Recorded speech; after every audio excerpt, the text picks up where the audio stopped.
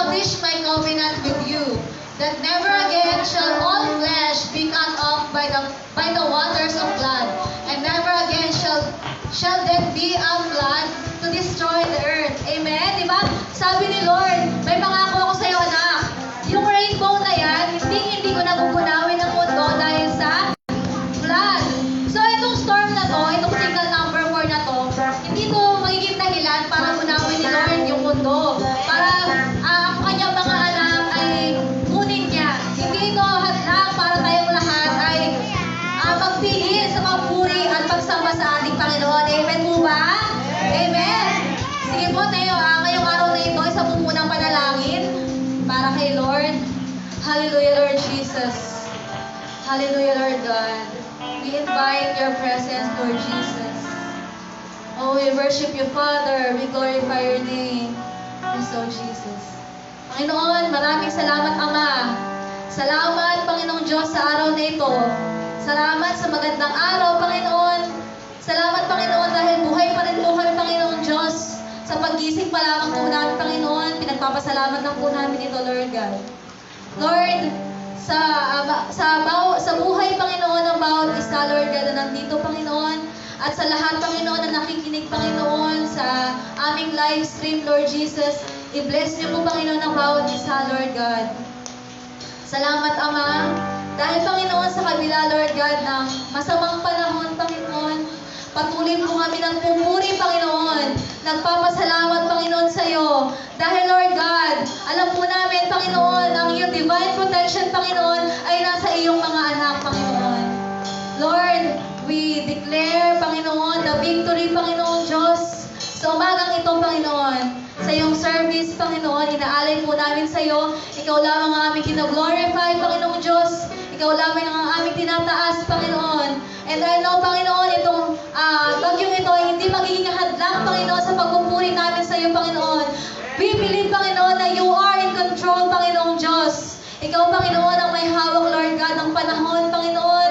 Alam po namin, Panginoon, na hindi mo kayo pababayaan, Panginoon. Ang aming mga pamilya, Panginoon, na nasa kanya-kanyang mga bahay, ang aming mga church members, Panginoon, na nanonood, Panginoon, nakikisa sa amin, Lord God. Alam ko, Panginoon, na poproteksyonan niyo po, Panginoon Diyos. Lord God, we believe, Panginoon, nasa mga oras na ito, Lord God, kasama ka po namin. Malaya ka po, Panginoon, kumilos sa bawat isa, Panginoon, sa kalagitnaan, Panginoon Diyos, ng aming pagpupuri, Panginoon. Alam po namin, kasama ka po namin, Panginoon Diyos. Kaya ka po, Panginoon, ang bawat isa, Lord God. Salamat, Ama, sa iyong banal na dugo, Panginoon Diyos. Salamat sa grace, Panginoon, na patuloy po namin nararanasan, Lord God. Salamat, Ama, mahal na mahal ka po namin, Panginoon. Ikaw lamang ang aming tinataas, Panginoon. You are the King of Kings. You are the Lord of Lords, Panginoon Diyos. Maraming salamat, Ama. We bring back all the glory, all the praise and worship, all for you, Panginoon. In Jesus' mighty name, Amen. And sige po, isa pong malakas na palakpak sa ating Panginoon. Oh, Jesus, kahanga-hanga ka, Panginoon, sa paghabang ng iyong ginagawa sa buhay namin. Amen.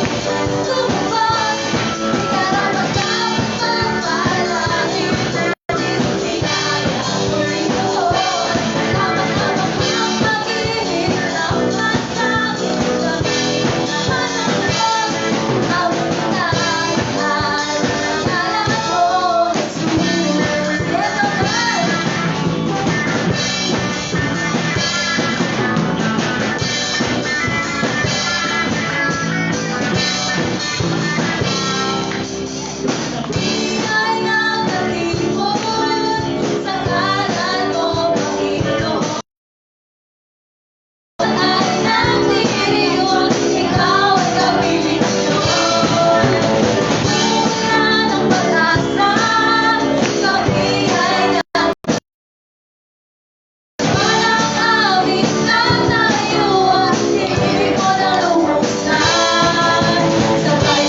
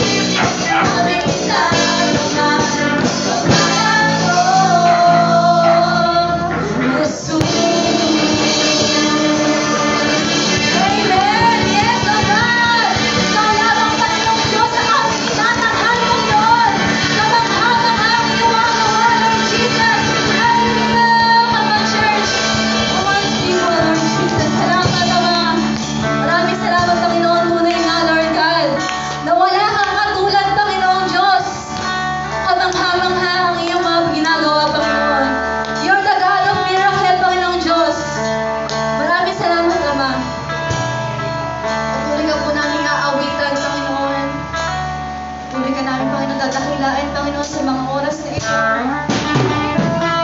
Yes, Lord Jesus. Ay nga, Panginoon, na wala kang katulad sa Diyos.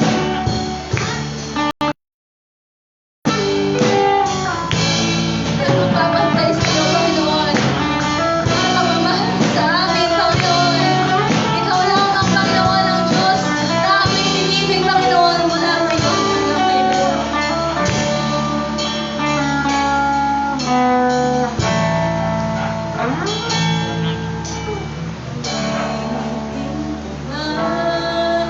Lahat ng awit sa mundo, di kayang ilarawan ang kadakilaan mo.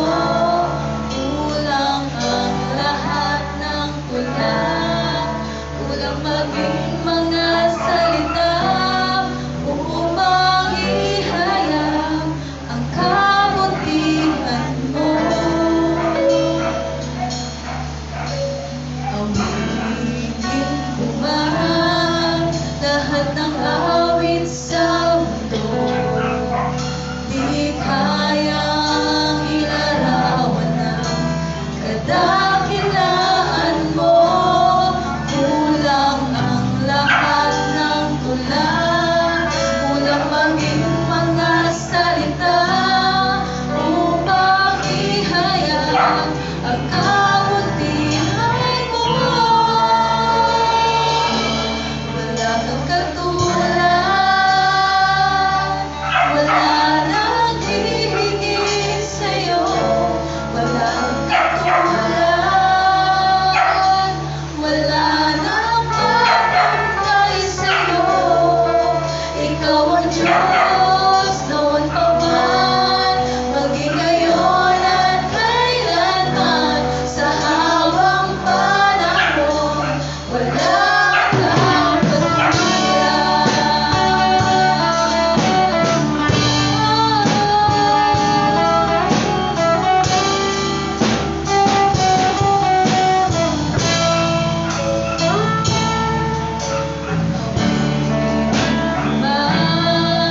lahat ng awit sa mundo, di kayang ilarawan ang kadakilaan mo. Kulang ang lahat ng tula, kulang maging mga salita upang ihayag ang kabutihan mo. Wala kang katulad, wala nang hihigit sa'yo. Wala kang katulad, wala nang mapantay sa'yo.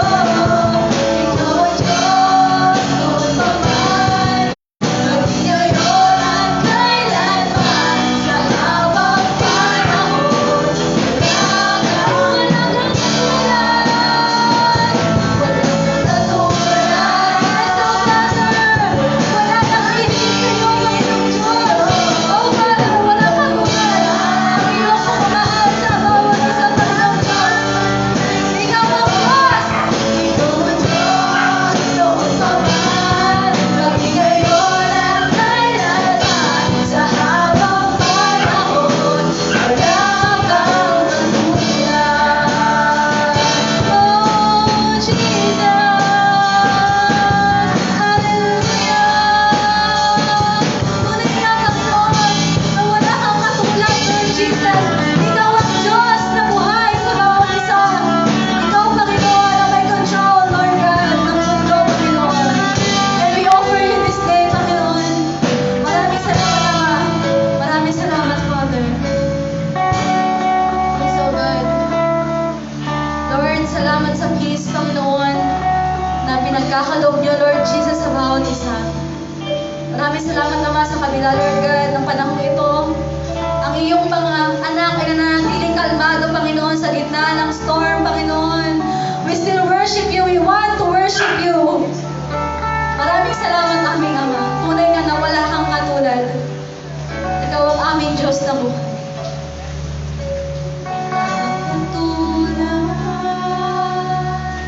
Wala nang hihigit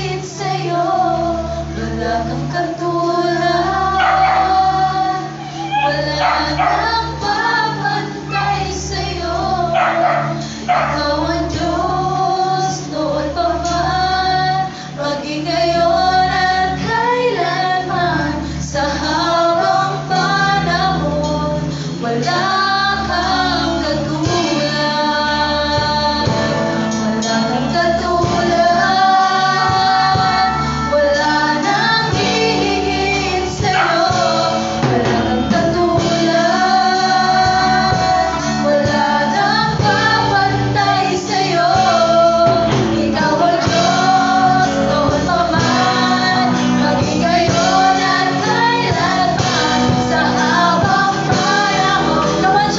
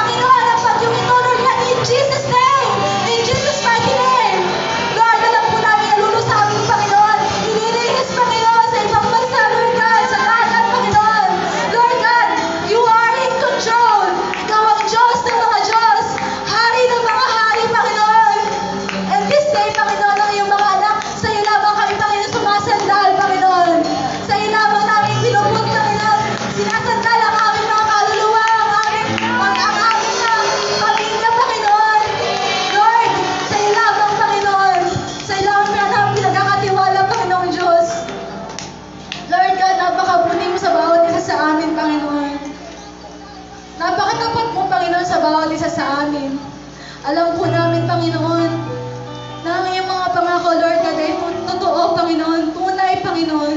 Ang iyong pagmamahal, Lord God, sa bawat isa, Lord Jesus, ay tunay, Panginoon. Maraming salamat, Ama, bigyan niyo, Panginoon, ng divine protection, Panginoon, ng bawat isa sa amin, Lord God. Lord Jesus, itong bagyong ito, Panginoon, na hindi maging hadlang, Panginoon, para papurihin ka namin, Panginoon, para pasalamatan ka namin, Panginoon Diyos, sa lahat-lahat na yung ginawa. Kulang, Panginoon, ang aming mga boses, ang aming mga palakpak, ang aming sayawan, Panginoon Diyos, dahil ikaw, Panginoon, ang Diyos ng pagpapala, Panginoon. Lord God, maraming salamat, Ama. Maraming salamat, Lord, sa pagsama mo sa amin. Maraming salamat, Lord, sa pagyakap, Panginoon, sa pagbibigay, Panginoon, ng peace, sa pagbibigay, Panginoon, sa amin ng puso, Panginoon, na kalmado, Lord God, sa kabila ng storm signal, Panginoon Diyos. Nagkakatiwala po namin sa iyong aming pamilya, Panginoon. Alam po namin, Lord God, na hindi maikli ang iyong kamay, Panginoon, upang kami abutin, Panginoon Diyos. Maraming salamat, Ama. We bring back to you all the praise and worship, honor and glory in Jesus' mighty name. Everybody say, Amen. And to God be all the glory.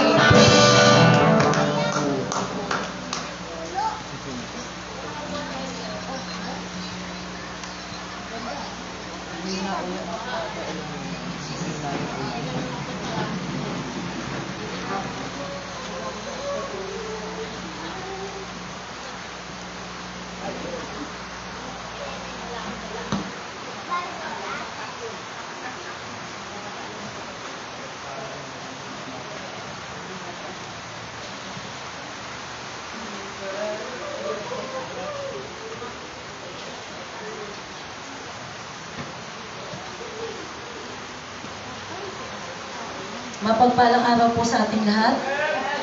Palakpakan natin si Lord. Napakabuti ng ating Panginoon. Amen. So, lagi po tayong excited at saka inspired. Lagi, no? Sa presence ng ating Panginoon. Sige po, ibukas po kayo sa akin sa aklat ng Genesis. Kapag nahanap na po ninyo, tayo po tumayo bilang pagbibigay galang sa salita ng ating Panginoon. Genesis chapter 7. Actually, sasakupin natin ng ilan para matapos na tayo. Kasi 3 chapters po ito. So, isang topic na rin naman, ang baha. So, pupusin na natin ngayon. Sunday. The flood. Ang baha. Tayo po tumayo. Basahin po natin ang ating teksto. Maigsi lang po. Iniksian ko lang. Yun na yung pinaka-summary. Meron po tayo dyan. Salamat po. Chapter 7, verse 1 to 5. Yan. Sinabi ni Yahweh kay Noe, pumasok kayong mag-anak sa barko. Sa lahat ng tao'y ikaw lamang ang nakita kong namumuhay ng matuwid. Magdala ka ng 7 pares sa bawat hayop na malinis at 1 pares naman sa di malinis. 7 pares din sa bawat uri ng ibon ang iyong dadalhin. Gawin mo ito upang magpatuloy ang kanilang lahi sa balat ng lupa. Pagkaraan ng 1 linggo, pauulanin ko ng 4 na araw at 40 gabi upang lipulin ang lahat ng aking nilikha sa daigdig. At ginawa nga ni Yahweh at ginawa nga ni Noe ang bawat inutos ni Yahweh. Tayo po ay manalangin. Pumikit, yumuko, makapangyarihan Diyos, may-ari ng mundo, may lalang ng bawat naririto sa mundo. Patuloy ka po namin sinasamba at pinupuri, tinataas at tinadakila. Panginoon, ikaw lamang po ang nararapat sambahin at ukulan ng papuri, wala na po iba. Sa araw na to, O Diyos, muli, katagpuin niyo ang bawat isa sa amin.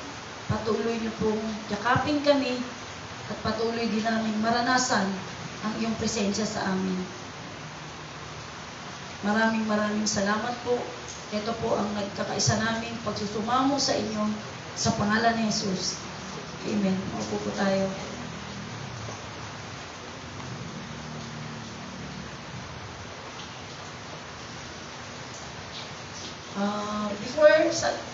Before time, Sunday, last Sunday, ang ating pong topic ay it's all about Noah.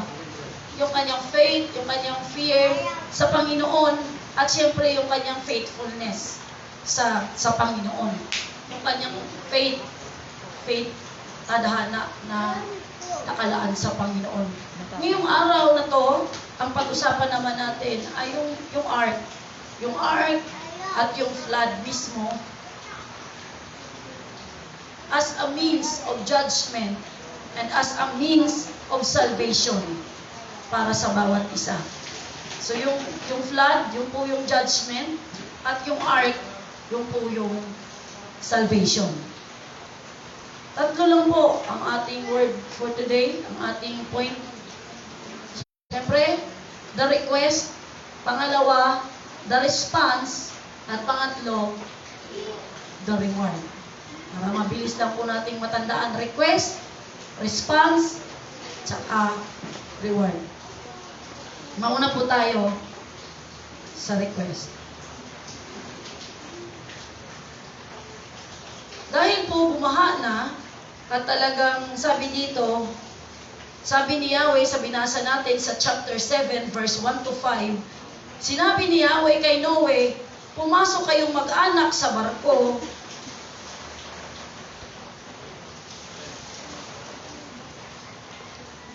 sa lahat ng tao, ikaw lamang ang nakita kong namuhay ng matuwid.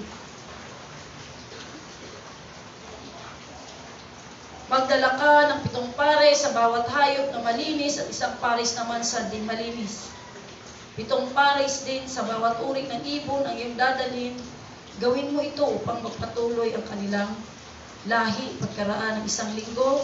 Pauulanin ko ng 40 araw at 40 gabi upang lipulin ang lahat ng aking nilikha sa daigdig. At ginawa nga ni Noe ang bawat inutos niya. So at the time, si Noe po ay 600 years old na siya. 600 sarado, no? 600. Nang bumaha sa daigdig. So marami pong kwento na ito ay kwentong bata lang. Kwentong hindi naman talaga baha sa buong daigdig. Kwentong barbero lang, di po ito totoo. Dahil nangako ang Diyos na hindi nababaha kailanman. Kung sabi nila, ang baha lang ay doon lang daw banda kina Noe, hindi sinungaling ang Diyos kasi sabi niya, hindi na niya pababahain, bumabaha nga banda doon sa Leyte lang, banda doon sa ibang lugar lang, sa ibang bansa. So magiging sinungaling ang Diyos. At kung yan ang baha ay napakaliit lang, doon lang banda sa lugar nila, hindi na sana gagawa ng ganito kalaking barko. No? Ganito kalaking barko. 600 years old na si Noe nang bumaha sa daigdig. At inimbitahan sila ng Panginoon na, halika kayo, pasok na kayo sa barko. Pumasok na kayo sa barko. Sabi niya, verse 7, pumasok nga siya sa malaking barko kasama ng kanyang asawa, mga anak at mga manugang upang maligtas sa baha. Sa bawat uri ng hayop, malinis o hindi, bawat uri ng ibon at maliliit na hayop ay nagsama siya sa barkos ayon sa utos ng Diyos. Pagkaraan ng 7 araw, bumaha nga sa buong daigdig. The request, pumasok ka. Hindi siya dinampot ni Lord para ilagay sa barko. Hindi, meron siyang responsibility na dapat gawin. At yun ang request ni Lord. Para hindi ka mapasali sa baha, Noe, para hindi ka mapasali sa judgment, Noe, pumasok ka. Pumasok ka sa barko na nakahanda at nakalaan, nakaprepare. Pumasok ka, ikaw at ang iyong pamilya. Meron pong instruction. Merong instruction na binilin si Yahweh kay Noe para siya maligtas sa baha.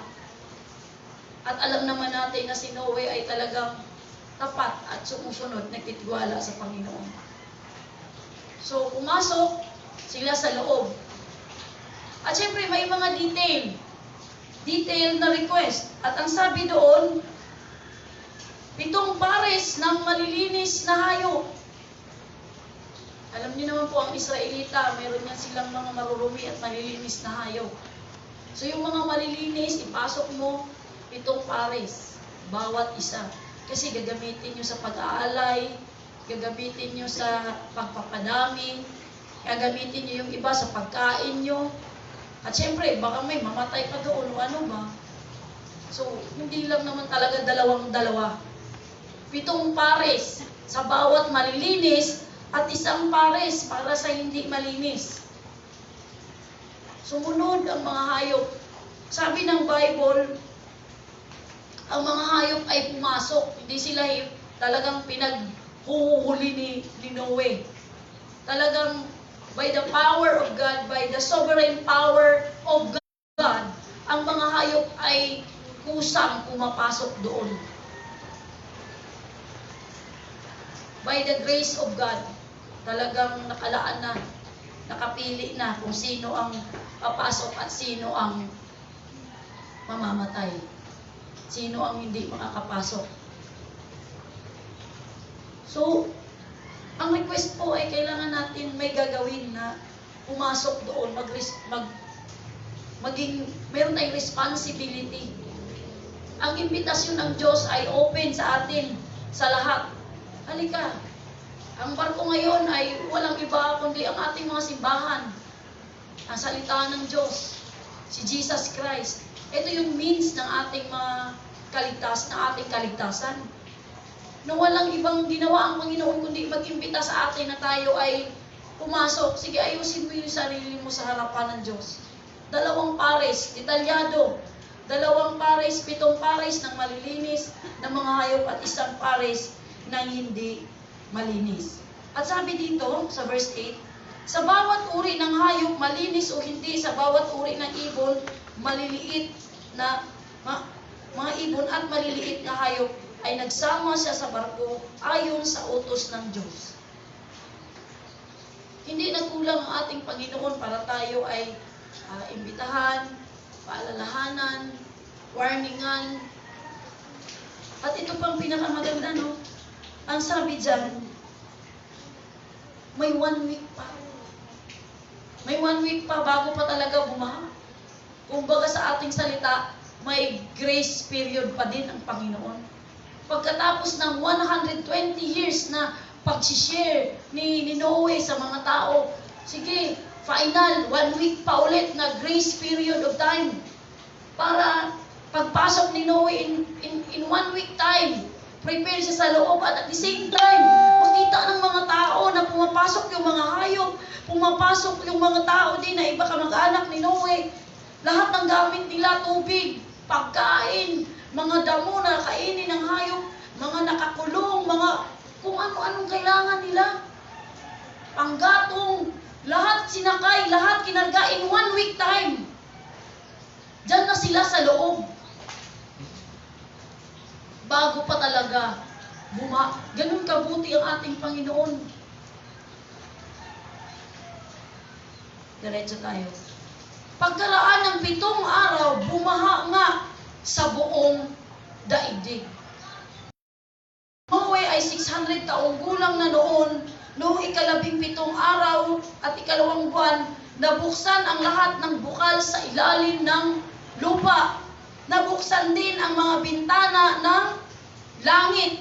Bumuhos ang ulan sa loob ng 40 araw at 40 gabi. Pumasok noon sa barko si Noe at ang kanyang asawa kasama ang kanilang 3 anak na lalaki, sina Shem, Ham at Japhet at kanilang mga asawa. Pinapasok din niya ang bawat uri ng hayop, mailap, maamo, lumalakad, gumagapang, bawat uri ng ibon, 1 lalaki, 1 babae, at ang bawat may buhay ay isinama ni Noe ayon sa utos ng Diyos. Pagkatapos, isinara ni Yahweh ang pinto ng barko.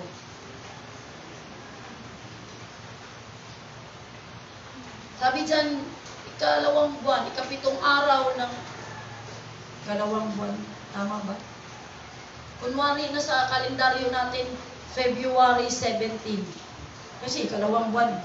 Kalendaryo lang natin, di ko kabisado yung kalendaryo ng mga Hudyo.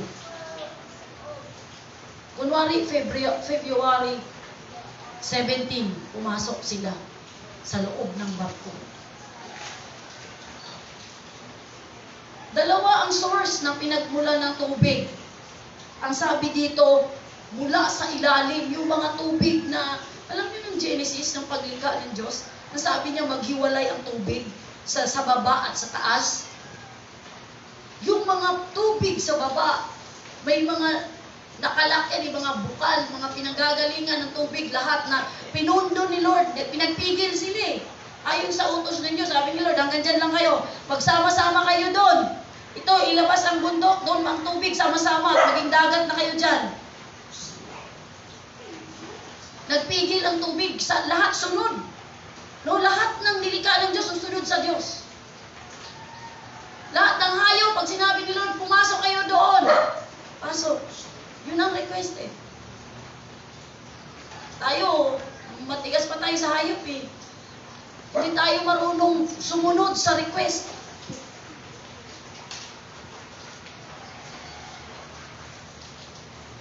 Mga hayop, sunod, no?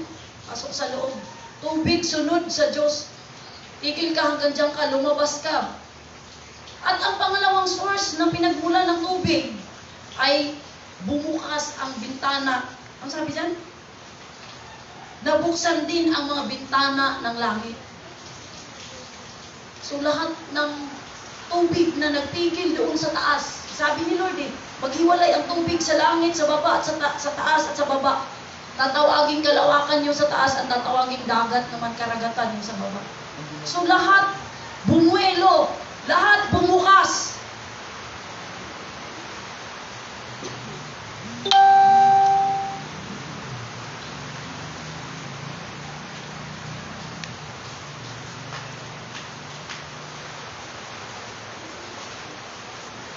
At verse 4, balikan nyo sa verse 4. Pagkaraan ng isang linggo, pauulanin ko ng 40 araw at 40 gabi upang lipunin ang lahat ng aking nilikha sa daigdig. Judgment po ito, nakakatakot po. Ito ay binabasa lang natin ng normal na parang hindi siya nakakatakot. Pero kapag ilagay mo yung sarili mo doon sa mismong araw na yun, sa mismong eksena na yon, tumataas ang tubig, walang tigil ang ulan for 40 days and 40 nights, at hindi ulan na ganyan. Bumukas ang mga bintana sa langit, ang mga bukal, ang mga balon, ang mga falls, ang mga source ng tubig, lahat bumulwak, lahat. Mataki mo isang buwan lang at 10 araw. A total of 40 days. May bata sa labas, nauulanan siya, sinip siya ng sinip. Nakakatatlo na siya, baka meron kayong invite. Batang lalaki.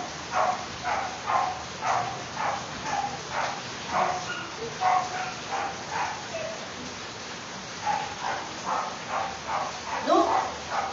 Pumasok silang lahat at nandun na sila sa loob ayon sa utos ni Yahweh, at pagkatapos ay isinara na ang pinto.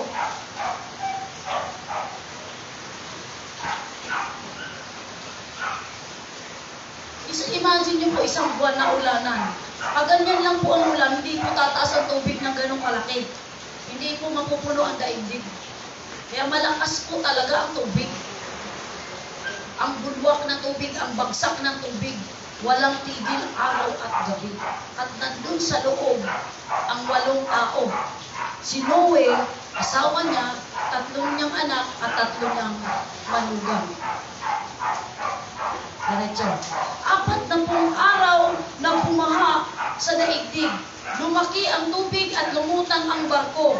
Palaki ng palaki ang tubig habang Palutang-lutang naman ang barko. Patuloy pang lumaki ang tubig hanggang sa lumubog ang lahat ng matataas na bundok at tumaas pa ng halos 7 metro sa taluktok ng bundok.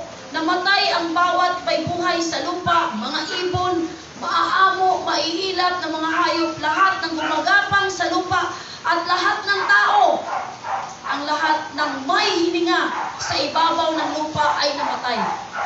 Ang mga tao, ang mga hayop sa daigdig ay nilipon ng Diyos, maliban kay Noe at sa kanyang mga kasama sa barko.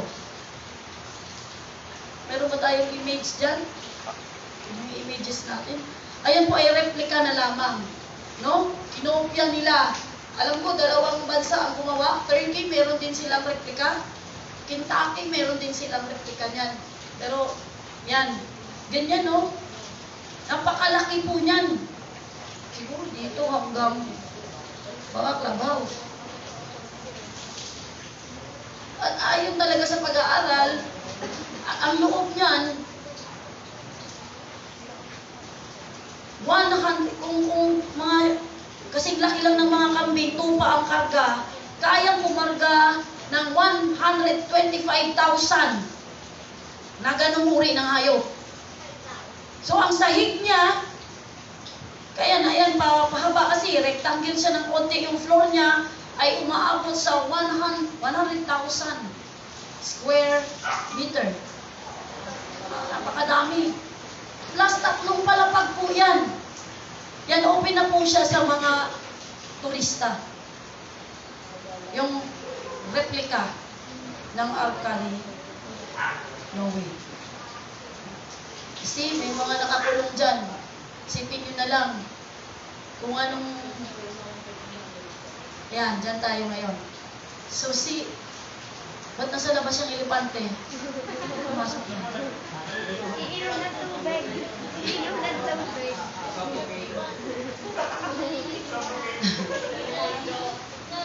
Wala po sa labas. Ano na lang po yan, exaggerate. Hindi po yan ang maliit lang ang pagitan ng bintana. Bawal silang magpagala-gala, baka mawasak sila. No? So, ibig sabihin, yung detalye ng sobrang utos ni Lord kay Noe ay kailangan sundin. Bakit? Hindi pwede. Kailangan pagpasok sa loob, balansi ang timbang niyan. Kailangan yung mga hayop dyan, kung mabigat yung elepante, dapat yung alligator, yung mga, kung anong nangangagat dyan doon, hindi sila mag-aaway-aaway. Kung hindi, wawasakin nila ang mga harang, mga kwarto, may bawat kulungan eh. So lahat ng detalye na yun ay talagang sinunod ni Noe. At sabi ko pa sa inyo nung nakaraang Sunday, walang try out kasi wala naman tubig, hindi basta-basta lulutang yun. Kailangan talaga baha para lumutang yan ganyan kalaking barko.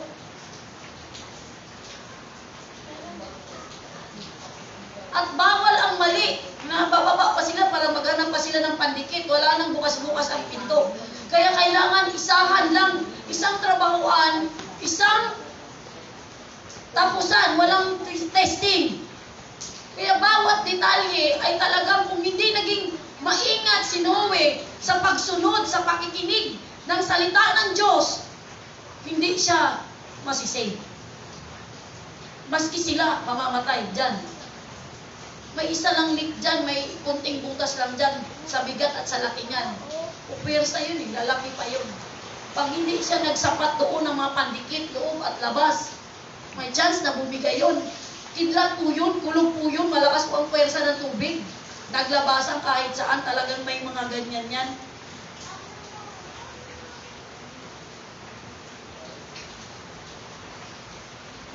Anong kasunod?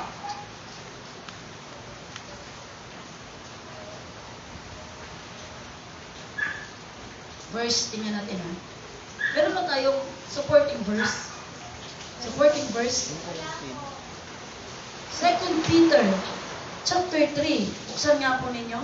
2 Peter chapter 3.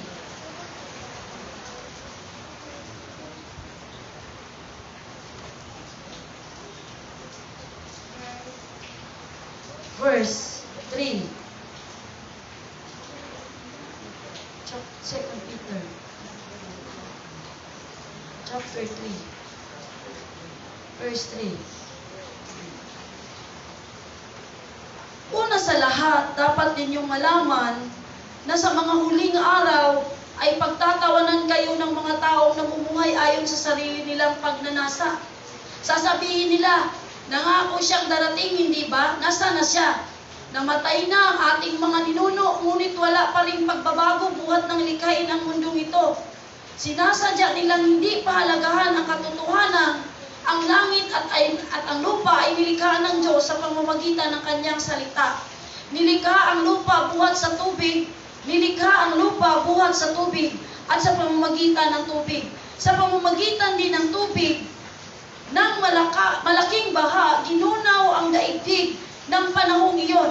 Sa pamamagitan din ng salitang iyon, ay nanatili ang langit at ang mga lupa upang tupukin sa apoy pagdating ng araw ng paghukom at pagpaparusa sa masasama. You see? Hindi po nagkulang ang ating Panginoon, no? Pero tayo, ang mga tao, ay walang patundangan. Wala lang sa kanila, kahit pinawarningan sila, kahit sinasabihan sila, kahit nakikita nila. Hindi, biblically. Pagtatawanan ka lang nila. Hindi totoo yan, malayo pa yan. Kampanting-kampante, kampiyansang-kampiyansa na hindi nagre-response doon sa imbitasyon ng Diyos na pumasok sa loob ng barko. Umulan ng 40 days and 40 nights. Diretso tayo sa 8. Hindi nawaglit sa isipan ng Diyos si Noe at ang lahat ng hayop na kasama niya sa malaking barko. Kaya pinaihip niya ang hangin. See? At nagsimulang humupa ang tubig. Ilang days po ba? Sa verse 24, chapter 7, nagsimulang bumaba ang tubig pagkatapos ng 150 days. So February 17, nag-umpisang umulan, tumaas ang tubig, umulan siya ng 40 days and 40 nights, nagkaroon ng tubig ng 5 buwan. February, March, April, May, June, July. July, a total of 150 days, di ba? 30s. 60, 90, 120, 150. Tama? O, sige, magaling tayo sa math. A total of 5 months na yung tubig, nakalutang lang sila sa loob ng barko for 5 months. Yung ulan, 40 days and 40 nights lang.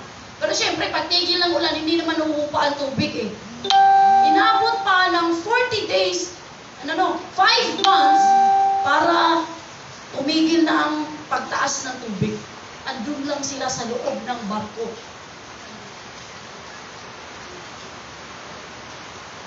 Kasunod,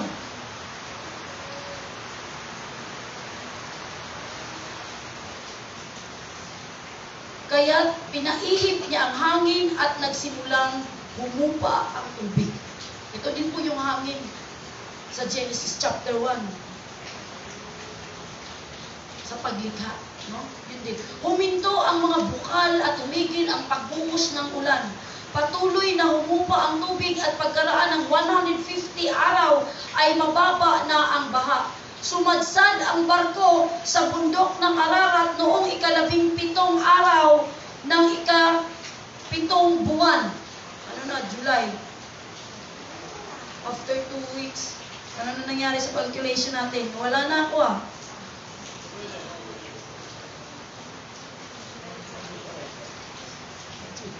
Sumadsad ang barko sa bundok. Meron ba tayong image doon? Ang bundok Ararat, ayon sa pag-aaral, ang pinakamataas na bundok sa buong mundo. Yung natin alam kung nasa itong bundok na to, sabi nila, nasa Eastern Turkey. Doon sumadsad ang barko sa taas. Safety siya doon eh. Pagbaba ng tubig, hindi siya pag ganon. Talagang nakalapag ng maayos. Kasi nagintay pa sila ng kay tagal. Noong 17 araw ng 7 buwan, yung pa rin, no? 7 buwan. January, February, March, April, May, June, July nga, tama. Patuloy ang paghupa ng tubig ng araw, ng unang araw ng ikasampung buwan. October 1. October 1 na. Nandun pa rin sila sa loob. Kasi pinabababa pa nila ng 10 days pag ganun. Ang tubig, July 17 to October 1, pinabababa pa nila ang tubig.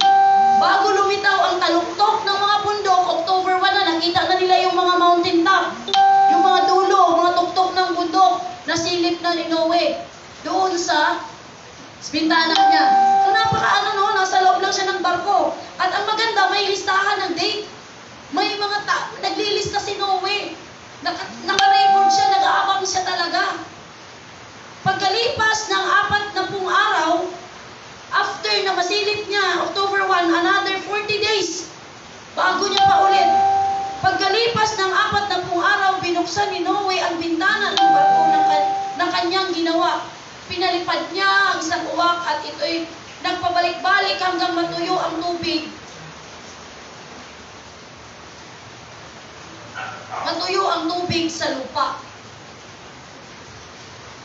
Pagkatapos nito, pinalipad naman niya ang isang kalapate upang tingnan kung wala ng tubig.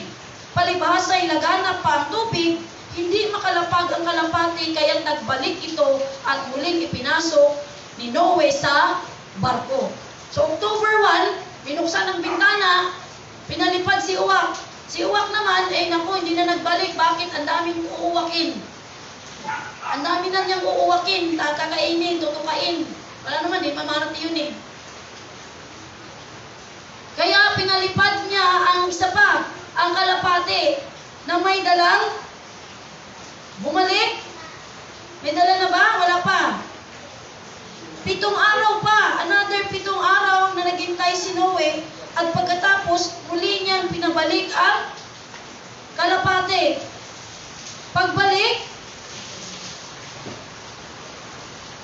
Pagbalik nito, kinagabihan, ito'y may tangay ng sariwang dahon ng olibo. Kaya't natiyak ni Noe na katina ang tubig. Nagpalipas ng 7 araw si Noe, sa kanya muli pinalipad ang kalapati, hindi na ito nagbalik. So dala ang dahon ng olibo, sign na tumubo na, mayroon na ulit. Mayroon ng mga puno, sagad na ang tubig. At lagi niyong tandaan na walang nabuhay kahit isa. Lahat ng may hininga, nilipol ng Diyos. Kahit ano pa yan dyan, kahit pa makahinga ka pa, wala na sa tagal nun, 150 days. Sobrang taas na, wala nang pagkain, hindi na level ang cycle ng mundo. Kasi lahat ng tubig ni-release na. So yung ibang part natuyo, yung ibang part di ko alam ano na nangyari. Basta na yung cycle ng mundo ay hindi na ganon. Nangamatay ang lahat. Next. Hindi na, pinalipad ulit, ilang 7 araw yun. Bago pinabalik ulit ang kalapati, hindi na nakabalik. At ngayon, ito na, noon ay 601 taong gulang na si Noe.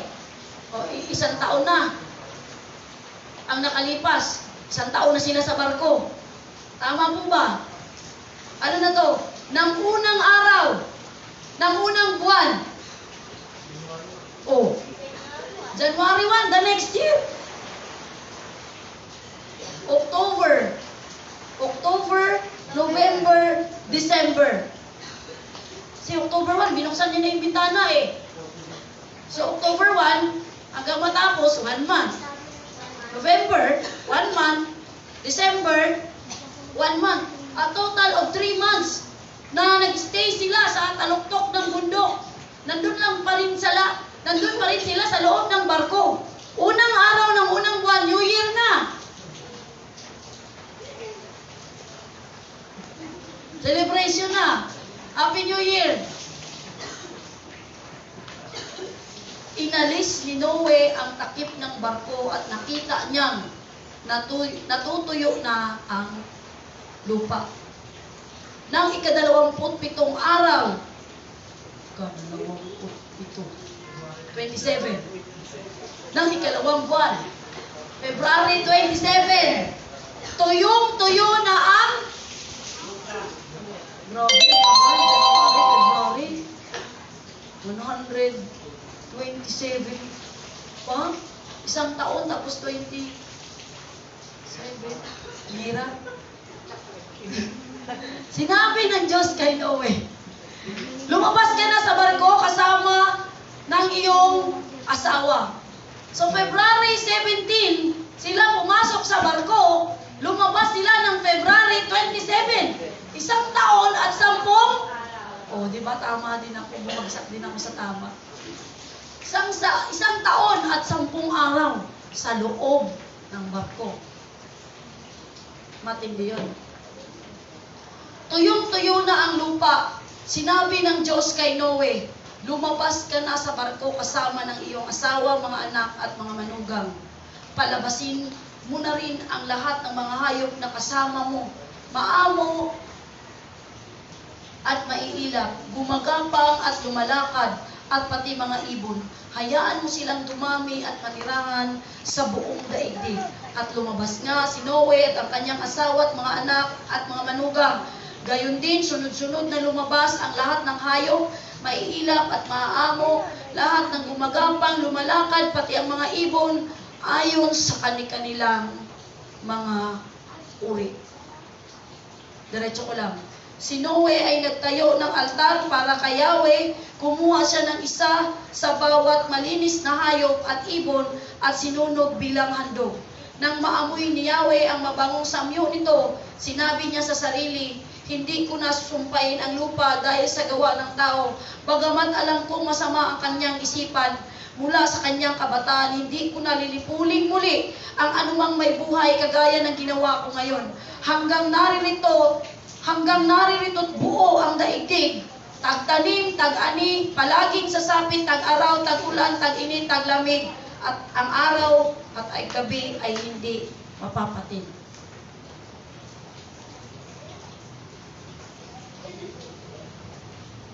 Pagkatapos mag-reply ni Noe, mag-response ni Noe sa alok ng Diyos na sumakay at pumasok sa barko, ang Diyos ay hindi nagkulang sa kanya. No? Una yung request, masok ka, detalyado, ayusin mo yung bangka, ayusin mo yung mga hayop, i-prepare mo lahat ng kailangan nyo, isama mo asawa mo, isama mo ang anak mo, walang labis, walang kulang. Ano ang response? Habang sumunod si Noe at nagtiwala sa Diyos, ang hirap eh. Ang hirap kaya, nasa loob ka ng barko. Isang linggo nga lang eh, inip na inip. Ako, may barko sa amin, pauwi sa probinsya. 3 days ang biyahe sa amin, 3 days. Bored na bored ka na sa loob kasi wala kang gagawin kundi higa at saka tatayo. Tapos kain. Pag wala kang maraming paninda, times 3 ang presyo. Pag marami kang pera, sige, magbayad ka ng charge, ng cellphone, bayad. Nauhaw ka, ubusan ka ng tubig. Hindi rin libre ang tubig, bibili ka. Maubusan ka ng damit. Siyempre, magbibihis ka. Wala namang doon. May mga luxury na, may mga swimming pool sa taas, may disco sa gabi, may mga casino pa, mga luxury lang yun. Eh, pag mga ordinaryo lang, natatawid ka lang talaga, pamasahe lang, tulog ka na lang na matulog. Di ka naman pwede mag-cellphone, malulubat ka kaagad. 3 araw pa yun, susunduin ka, wala ka ng battery. Diba? Kailangan mo matulog lang talaga. Huwag ka nang gumalaw, bibihis ka na ng bibihis, pag pinagpawisan ka.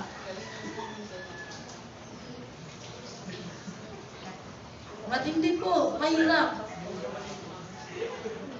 Ano ang response ng Panginoon? Ang sabi sa chapter 8, verse 1, ang sabi dyan, hindi nawaglit sa isipan ng Diyos si Noe at ang lahat ng hayop na kasama niya sa malaking barko. Sa loob ng panahon na yon, nagsusulat si Noe ng date. Ibig sabihin, nandun siya sa loob ng barko, nag-iisip siya, Lord, ano na bang nangyayari? Ano bang, hindi namin talaga sobrang makita ang paligid. Pero nandito pa rin kami sa loob. Ang tagal-tagal na namin dito, Lord, 1 taon na. Naaalala mo pa ba kami? Minsan, no, sa katahimikan ng ating buhay Kristiyano, akala mo nililimot ka na ni Lord. Parang walang nangyayari sa'yo maganda. Parang naka-stuck ka sa barko ng 1 taon na mahigit. Nandun ka lang, naririnig mo yung paulit-ulit na ingay, naaamoy mo yung paulit-ulit na amoy, paulit-ulit na routine. Aakyat ka sa 3rd floor, sa 2nd floor, pakainin mo yung mga hayop, linisin mo yung mga dumi nila, yung mga nangingitlog, yung mga nanganganak, alagaan mo lahat yun. Paikot-ikot ang buhay niya doon sa loob ng barko, sa loob ng 1 taon. Lagi siyang nagsusulat. Akala niya sa isip niya, na, nilimot na kami ni Lord, ano na nangyari sa amin dito? Nagpalutang-lutang na lang kami. Minsan na-experience din natin yun. Nakakala mo nalilimot ka ni Lord. Na sa sobrang tahimik na ng buhay mo, parang hindi na, wala si Lord sa buhay mo. Kapatid, hindi ka nililimot ng Diyos. Sabi siya, no, hindi na waglit. Hindi ka nga naalis eh. Andun ka lang lagi.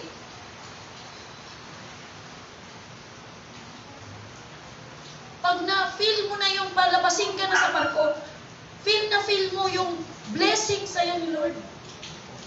Yung mahabang panahon. 120 years ko itong ginawa. Tapos 1 taon na kami dito sa tubig. Ano na bang nangyari sa'yo, Lord? Naalala mo ba ako, Lord? Paano na kami dito? Mauubusan na kami ng stock. Ito na ba ang buhay na pinangako mo sa akin? Ito na ba yung Christianity? Boring naman eh. Ito na ba yung buhay na ligtas? Ligtas pa kami nito sa lagay na to? Hindi nawaglit sa isipan ng Diyos si Noe. Kahit nandun sila sa loob. Alam ng Diyos, kailangan niyang ingatan ang lahat ng nandun. Kasi yun ay magpaparami ng lahi. Bawal may mamatay.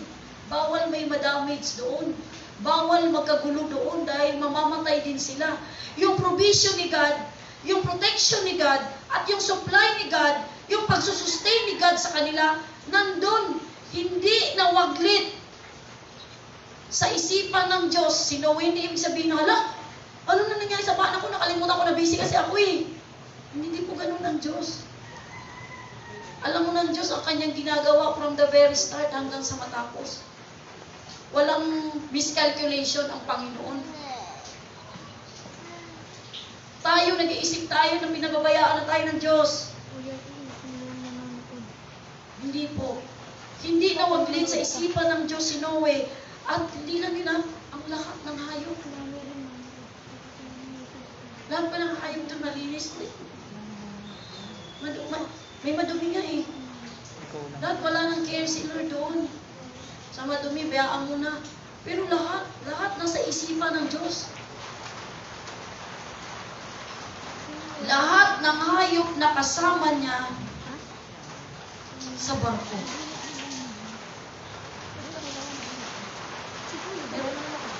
Wala tayo mag-miss.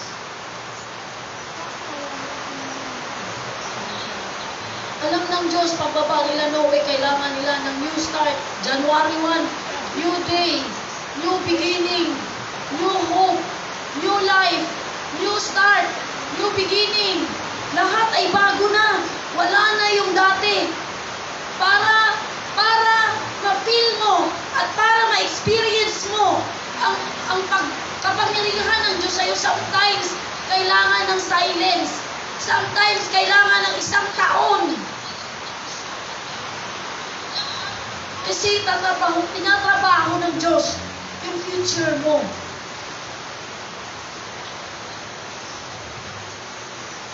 Sa pananahimik natin, ginagawa ni Lord ang lahat ng preparasyon para sa atin. The old has gone, the new has come.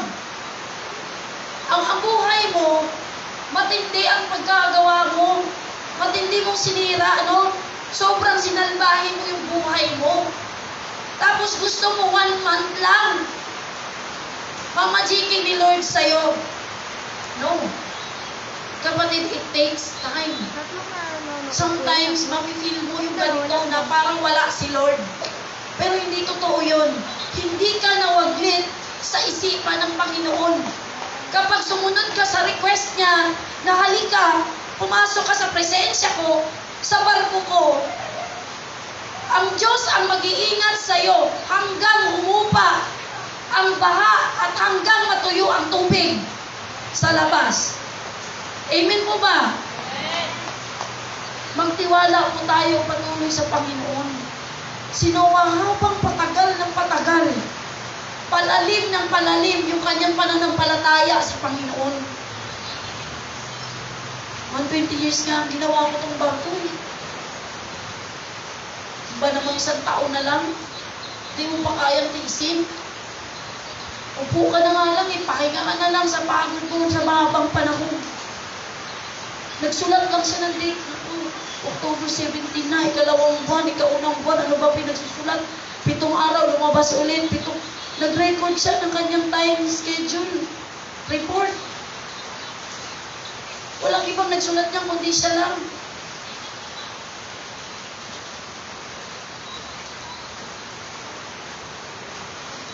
Tatlong buwan na pag sumilip yung kalapati, 3 buwan pa bago sila talaga lumabas. Pinapatubo pa ng Diyos yung mga halaman ulit. In 3 months time, yung mga green plants para makakain yung ibang mga hayop pagbaba.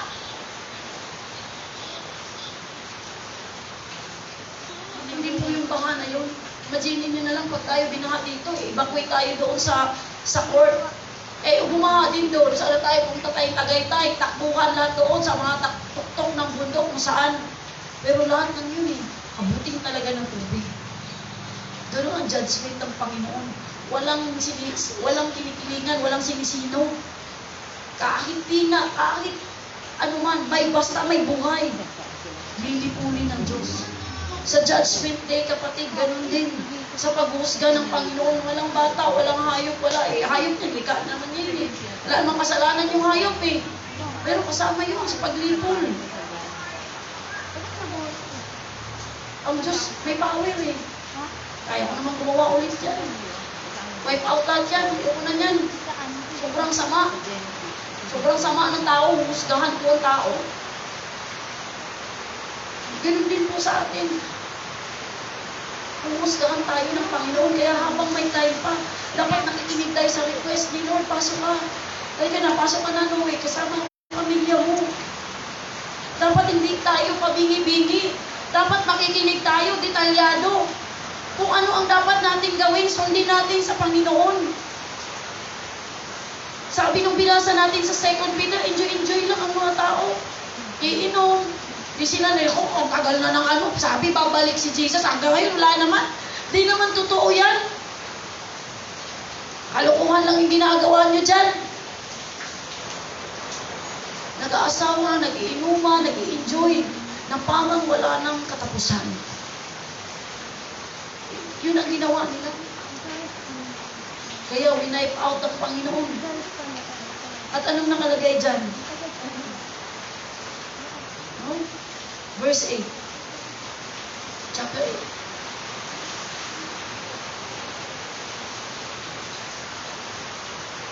Habang inaalala sila ng Panginoon, bumaha na. Tigil na ang ulan. Ang tubig pababa na. Kung saan ang galing, saan papunta ang tubig, Diyos lang ang nakakaalam. Bumaba. At sabi dito sa chapter 8, sabi ng Diyos kay Noe, lumabas ka na sa barko, kasama ng iyong asawa at mga anak. Manugang, palabasin mo nirin ang lahat ng mga hayop na kasama mo, mailap, gumapang, at lumalakad sa lupa. Lahat, labas na kayo, exit na kayo dyan. Tama na kayo dyan sa loob. Inayos ko na sa labas, nilinis ko na sa labas, meron na kayong bagong buhay, bagong umpisa. Labas. At paglabas, tingnan natin kung ano ang naging reward ng Diyos sa taong sumunod sa Kanya. Una, iningatan sila ng Panginoon. Hindi sila nawaglit sa isipan ng Diyos, sinustain sila ng Panginoon. At kasunod, ang sabi dito, Si Noe, paglabas, verse 20, si Noe ay nagtayo ng altar para kay Yahweh.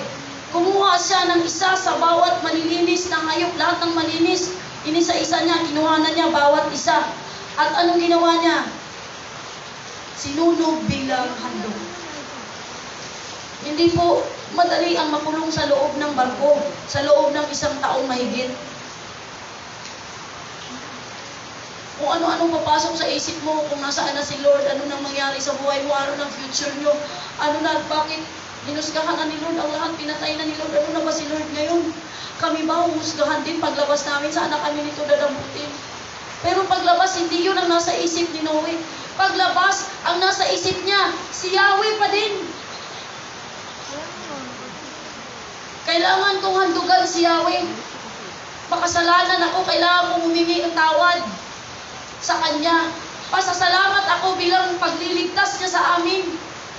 Hindi ako kasama sa nalipol, isa ako sa mapalad na pinili ng Diyos.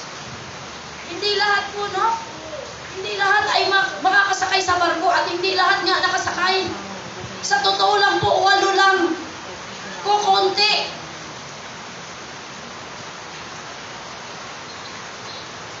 Kukunti lang po. Yun lang pong sabi ni Lord. Sabi niya sa verse 2, ikaw lamang ang nakita kong namuhay ng matuwid. Yung namuhay lang ng matuwid. Righteous man ang napili ng Panginoon para makapasok sa barko. Hindi po ikaw ang magdi-decide kung sino ang pwedeng pumasok ang imbitasyon. Para sa matuwid. Pasok ka, ikaw lang nakita kong matuwid. Kaya isang kailangan. Hindi. No, ang barko, anong kasunod? Nag-alay si Noe, nagpasalamat siya sa Panginoon at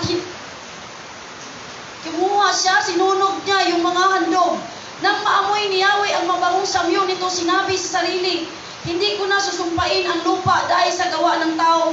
Pagamat alam kong masama ang kanyang isipan mula sa kanyang kabataan, hindi ko na lilipuling muli ang anumang maibuhay kagaya ng ginawa ko ngayon. Nang maamoy ni Yahweh ang pasasalamat at paghandog ni Noe doon sa hayop, sabi ni Lord, kahit naman sinunog ko, kahit naman binaha ko yung buong mundo, hindi naman naalis ang kasalanan eh. Nandun pa din. Mula ngayon, hindi ko na lilipulin ang tao sa pamamagitan ng baha, kahit na talagang pag isinilang sila'y masama na. Mula sa kabataan nila, salbahe na talaga nakalagay sa inyo. Mula sa kanyang kabataan, hindi ko na lilipuling muli ang anumang may buhay kagaya ng ginawa ko ngayon. Hanggang narito, buo ang daigdig. Tagtanim, tag-ani, palaging sasapit ang araw ng tag-araw, tag-ulan, tag-init, tag-lamig, ang araw at gabi hindi mapapatid. Pagtungtong nila sa bundok Ararat, pagkatapos ng panahon na yon, naging taglamig. So lahat ng mga hayop na froze, lalo na po yung mga patay na, kailangan nila yon. Ang mga pag-aaral, yung barko nila, ayon sa mga history, nagtagal pa doon, ng matagal pa, marami pa nga silang nakukuhang mga ebidensya. Kaya nga nakarecord, madaming mga tao sa paligid pa ang nagkwento na nagmumula sa lahi nila Noe na ang barko ay nandun talaga. So dumating na po yung cycle ng panahon dahil yung tubig nawala na. Kaya yung cycle ng panahon ay naging iba-iba na. Hindi na siya level talaga na isa lang. Init lang. Nung bumaha, baha lang. Hindi na ganun, kundi cycle na siya, paikot-ikot, may tag-ulan, may taglamig, may tagtanim, anong sabi dyan? Tag-ulan, tag-init, taglamig, tag-araw. At ang gabi at ang umaga, paulit-ulit na, naiikot at hindi na mapapatid.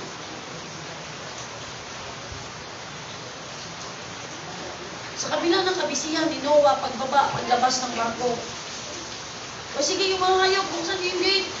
Buksan nyo na yung pinto. Sandali, gagawa muna tayo ng lubong. Kakain tayo, tutulog tayo mamaya. Yung mga hayop, pakawalan nyo, dahan-dahan, yung mga ano dyan. Paglabas niya, gumawa siya ng altar at nag-alay kay Yahweh. Lagi niyang nasa isip ang Panginoon. Nung nakipag-usap at nagligtas sa Kanya at sa Kanyang pamilya. Hindi ka nililimot ng Diyos, kapatid. Dapat hindi mo rin siya limutin. Tandaan po natin yun. Hindi tayo nililimot ng Diyos. In response, dapat hindi rin natin nililimot ang ating Panginoon. Sabi ni Lord, hindi ko na uulitin to. Kaya ang naging nature natin, ang Diyos na ang talagang patuloy na nagsusustain. Since the beginning, siya naman din talaga. Actually, yung nature, Mother Nature, law, God's law talaga yan. God's nature talaga yan. Hindi natin na-experience ang nature ng mundo. Ang na-experience natin ngayon ay ang nature ni God. Tignan mo ang nanonood si mama. Na siyang patuloy na nagsusustain sa atin. Mga kapatid, once na tayo ay nasa piling na ng Diyos, nasa loob na ng barko, nasa Panginoon na, huwag mong limutin. Lagi po nating alalahanin na hindi tayo nalilimutan ng Panginoon. At once na nasa barko ka na, ipanatag mo na ang iyong kalooban dahil ligtas ka sa barko. Amen po ba? May isang taong lumapit sa akin, paano yan? Hindi ko feel na ligtas ako. Tinanong siya ng preacher, sino ba ligtas? Sabi lang ng tao, opo, ligtas talaga siya. Sino ang nagligtas sa kanya? Ang feelings niya o ang barko? Sino yung, bakit siya ligtas? Dahil ba sa feelings niya o dahil sa barko?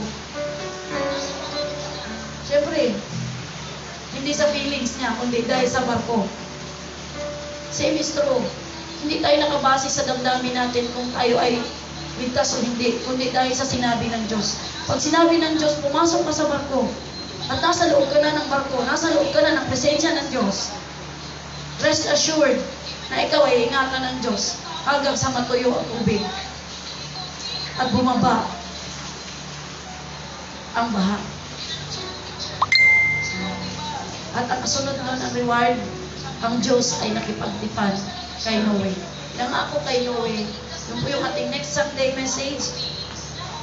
Kapatid, sa oras at sa araw na to, tandaan po natin, sa judgment ng Panginoon, meron din siyang ibinibigay na salvation. At ang salvation ay walang iba kundi ang nag-iisang barko, ang nag-iisang anak, ang Panginoong Hesus. At inaanyayahan tayo palagi ng Panginoon na lumapit, pumasok sa kanyang presensya sa loob ng barko. Lahat ng details, be righteous. Nagiging righteous tayo sa pamamagitan ng ating Panginoong Hesus.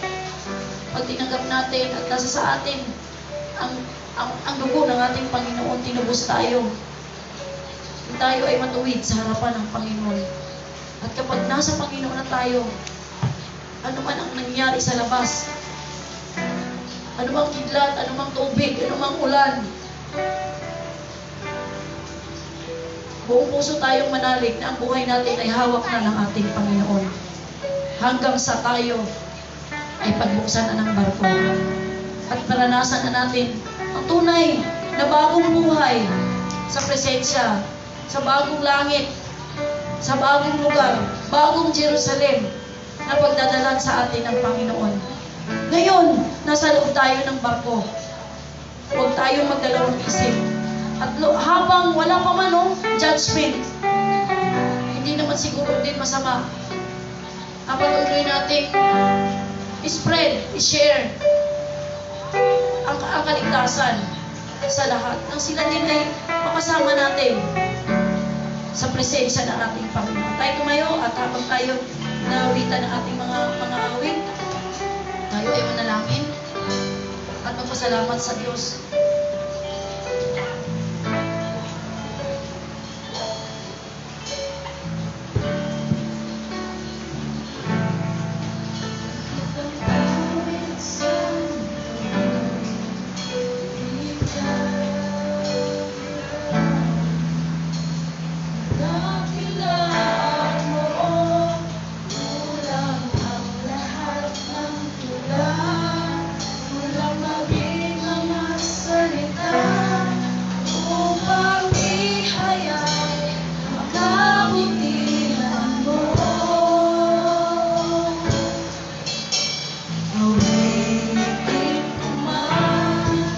Lahat ng awit sa mundo, di ka